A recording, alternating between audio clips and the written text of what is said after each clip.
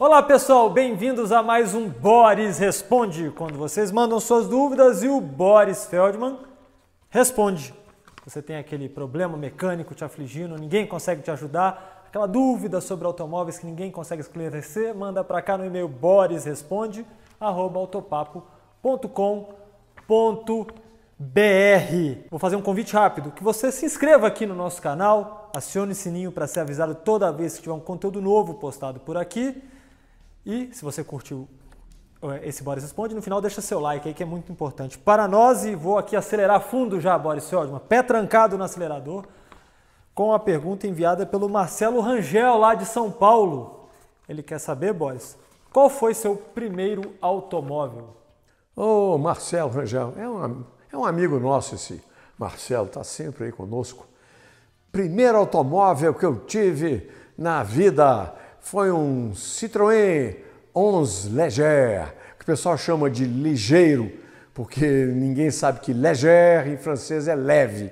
É aquele pretinho, baixinho, que o pessoal dizia, se conseguir capotar, a fábrica dá um novo. Mentira, dá nada. Citroën 11 Léger, de 1951.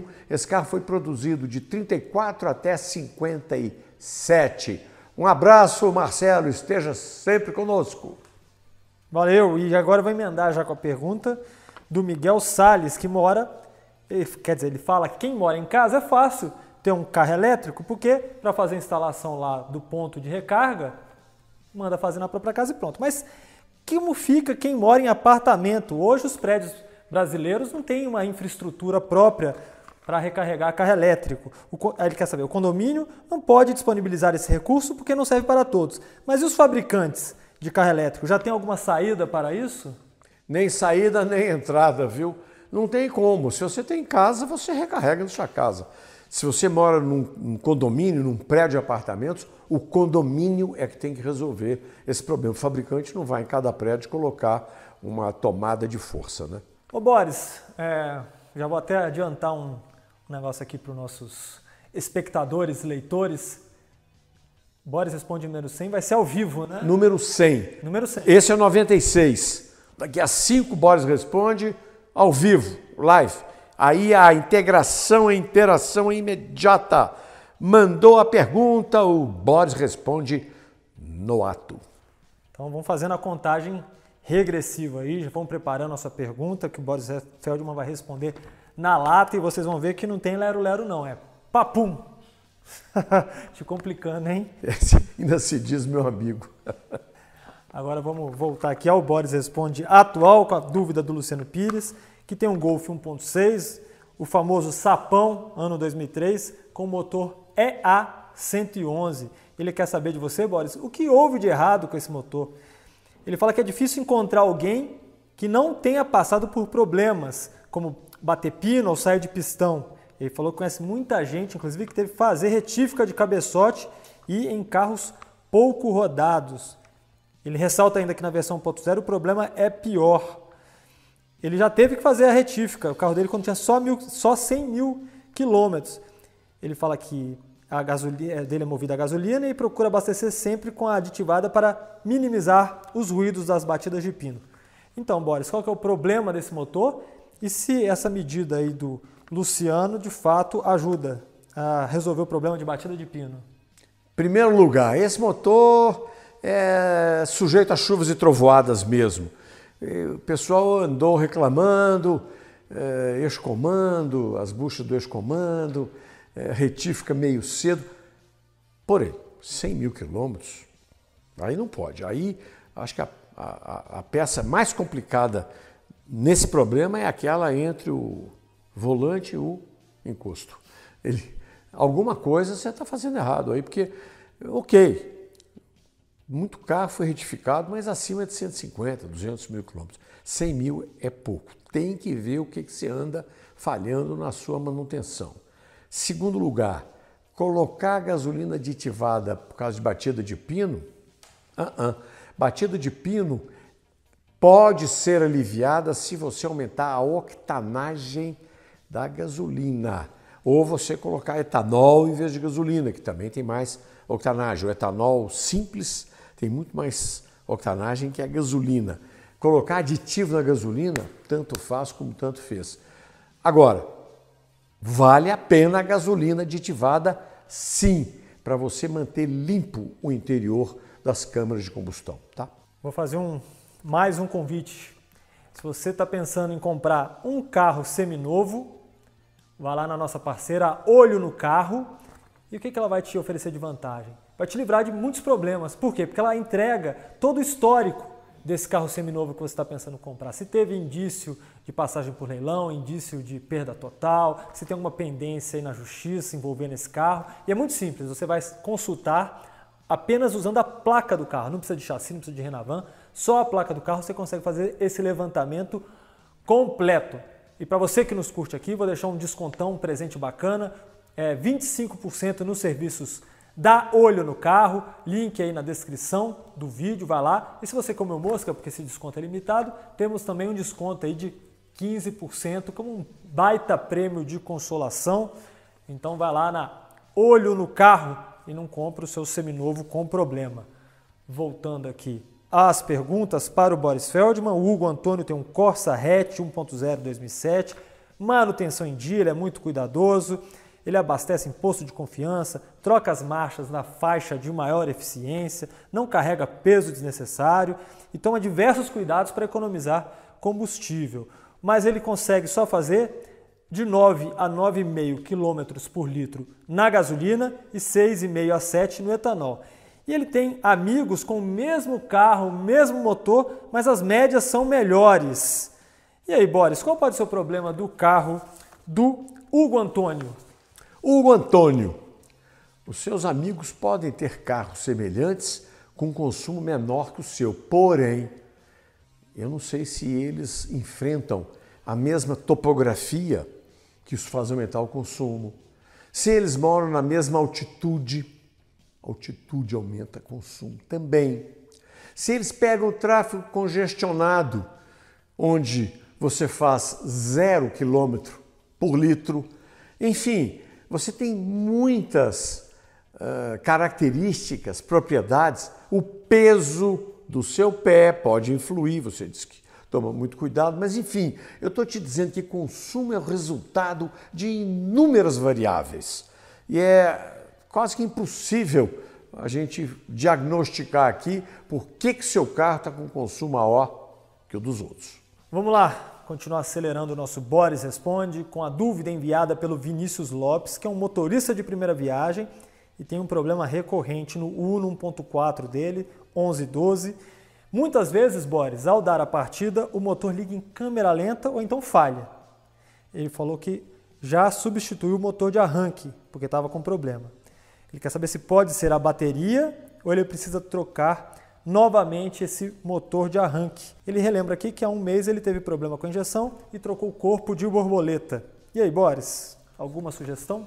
Ô Vinícius, quando você fala que o motor está pegando em marcha lenta, eu não entendi. É o motor de arranque que está fazendo nhé, nhé, nhé. Isso aí não tem nada a ver com o motor de arranque. Provavelmente é a bateria. Ela não está julgando a corrente necessária para o motor de arranque fazer nhé, nhé, nhé, nhé, e o carro pegar rápido, não é? Então, você dá uma olhada aí, porque é pouco provável que seja o motor de arranque.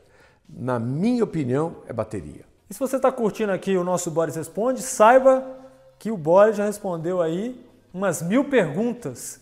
Acho que é um dos maiores acervos aí do YouTube brasileiro sobre dúvidas de mecânica. Vou deixar o link aqui em cima para você. Clica lá, vê os Boris Responde anteriores. Mas vamos aumentar esse acervo aí agora com a dúvida do Alexandre Varoto, que primeiramente te dá os parabéns, Boris, pelo trabalho. Ele comprou um Jetta TSI 0 km em setembro de 2017, mas o carro foi fabricado em 2016. Ele notou que no manual foi marcada a primeira revisão para 10.000 km ou um ano, a partir da data da compra, o que ocorresse primeiro. Aí ele questiona aqui, isso não está errado? Não deveria ser um ano após a data de fabricação para respeitar a validade do óleo do motor? Ou a concessionária troca o óleo quando vende o carro? Alexandre, você está absolutamente correto. E o pessoal da fábrica, da concessionária, me desculpe, na minha opinião, estão absolutamente errados. Porque Ninguém sabe quanto tempo um carro vai ficar no pátio da concessionária. Se ele foi fabricado em setembro e colocado óleo novo em setembro, hipoteticamente, se esse carro ficar parado 2 anos no pátio, não vai. Mas se ficasse, você só ia trocar 1 ano depois da venda, da compra, aí ia ficar 3 anos para trocar o óleo. E o óleo tem aditivos que expiram, igual remédio. 1 ano depois que abriu o frasco, abriu a lata, botou no motor, 1 ano ele já perdeu as características, o aditivo. Então você tem toda a razão. É 1 ano da data de fabricação que puseram óleo no motor. Por que essa concessionária marcou 1 ano depois da venda? Não faço a menor ideia. Ô Boris, o Fernando Santos tem um Fox 1112 completo e ele quer colocar um abafador diferente no escapamento para deixar um som mais bonito, que ele gosta mais. A dúvida dele é se isso vai atrapalhar de algum modo o desempenho do carro ou trazer algum desconforto para ele. O que você tem a dizer sobre esse equipamento, Boris? Você é boy, Fernando? Você está querendo sair aí no meio da rua fazendo um esporro danado? Não vai ser ruim para você, não vai ser ruim para todos nós. A menos que você esteja colocando um abafador que põe um sonzinho mais, só um pouquinho mais esportivo, né? Mais grosso um bocadinho, mais bravo e tal. Depende muito do projeto do carro. Em geral, não se leva muito em conta esse comprimento entre o coletor de escape e a ponta lá, porque alguns projetos mais sofisticados levam isso em consideração. Essa mudança que você vai fazer, para mim, não muda muito no desempenho, não. Eu acho que não. Agora, vai mudar sim na legalidade até do seu carro. Você tem que conferir quantos decibéis ele vai passar a emitir depois dessa troca, tá? Atenção então, Fernando. E agora vamos mudar completamente aí de tema, de barulho de escapamento, para o bolso do consumidor, com a dúvida do Augusto Lupus. Ele quer saber, Boris, o que você pensa sobre carros por assinatura. Ele sempre fica em dúvida se vale a pena ou não. Aí ele relata aqui que seria para a esposa dele, que ela roda em média 500 km por mês. Aí ele quer vender o carro dela, pegar o melhor para ele, mas que sirva para a família e para ela. Aí ele faria o plano de assinatura mais em conta, que ele fala aqui que é o de 48 meses. Ele relata aqui também que roda muito, porque ele roda de 3.000 a 4.000 km por mês. Então, no caso dele, para ele não serve. Hoje ele tem 2 carros quitados, 2 da Renault, um Kwid e um Sandero. Dito isso tudo, Boris Feldman, o que você acha do carro por assinatura para o Augusto Lupus? Ô Augusto, não tenho a menor ideia, porque você que tem que fazer as contas de quanto você gasta com seus carros hoje, quanto você vai gastar com a assinatura, que você também não disse, você disse que é um carro melhor. Não sei se você quer sair do seu Renault para um Mercedes ou para um Rolls Royce ou Porsche, sei lá eu, quanto é que você vai pagar nesse plano de 48 meses. De uma maneira geral, tem muita gente aderindo a esse plano de assinatura, onde você não paga pelo carro, não paga manutenção, imposto, não paga seguro, não paga nada, paga assinatura. Ela é um pouco pesada, mas é a única coisa que você paga. Então você tem que fazer as contas. Quanto vai te custar essa assinatura? Quanto te custa hoje os carros? Não se esqueça, inclusive, de incluir o que você perde, o valor de revenda é bem menor do que aquilo que você pagou ao comprar o carro. Então isso tudo entra nessa composição de custos que só você pode fazer. Vamos lá agora com a pergunta do André Chaves, que tem um Siena 1.6 8 válvulas, ele chama aqui motor argentino. E quando comprou o carro, ele preventivamente trocou as correias, já que o dono anterior não o tinha feito. Mas agora o carro fica tremendo quando está frio, Boris. Ele falou que já trocou os calços do motor, do câmbio e continua aí a tremedeira. Por favor, me ajude com esse problema. O que pode ser? Pergunta o André Chaves. Ô André, o que você falou é uma coisa razoável. Eu também, quando eu sinto frio e começo a tremer, eu não vou ver calço, não, eu ponho cobertor. O seu cobertor eu não sei qual é, porque às vezes os carros costumam dar por um problema de não ter atingido a temperatura de funcionamento, algum problema do combustível. Ele não diz qual combustível que ele usa, né? Não.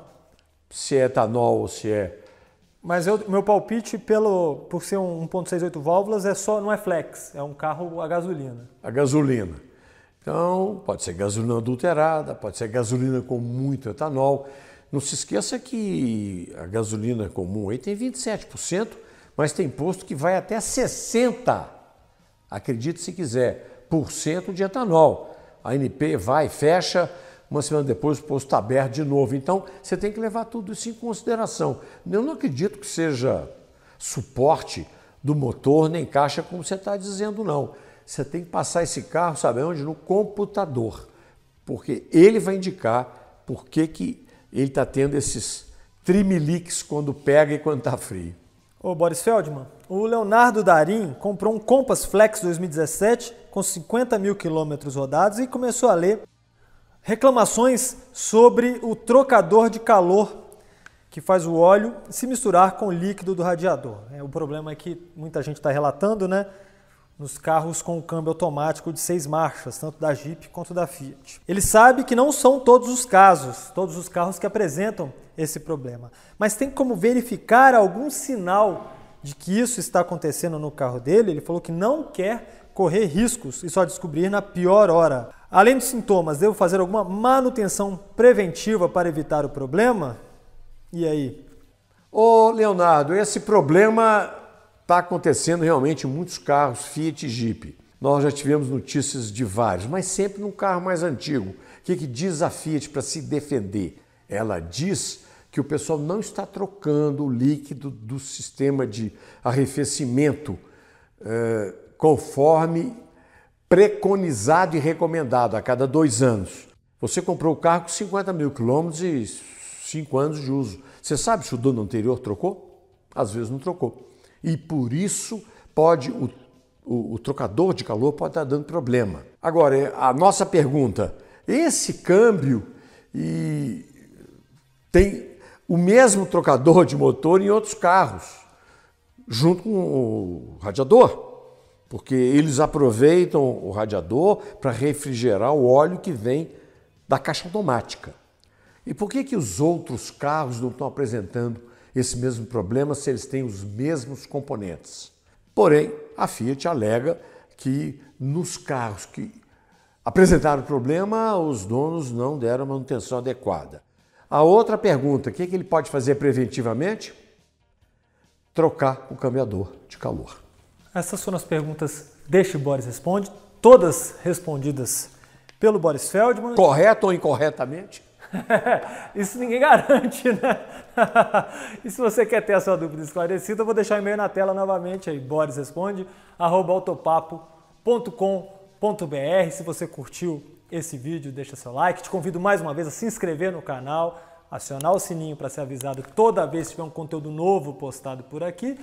E te chamo também para nos acessar no autopapo.com.br. Lá você tem o Boris Responde, tem as dicas do Boris, tem colunas sobre caminhão, moto, bicicleta, lançamentos, curiosidades, dicas de manutenção, legislação. Nossa, é um conteúdo muito vasto, viu, Boris Feldman?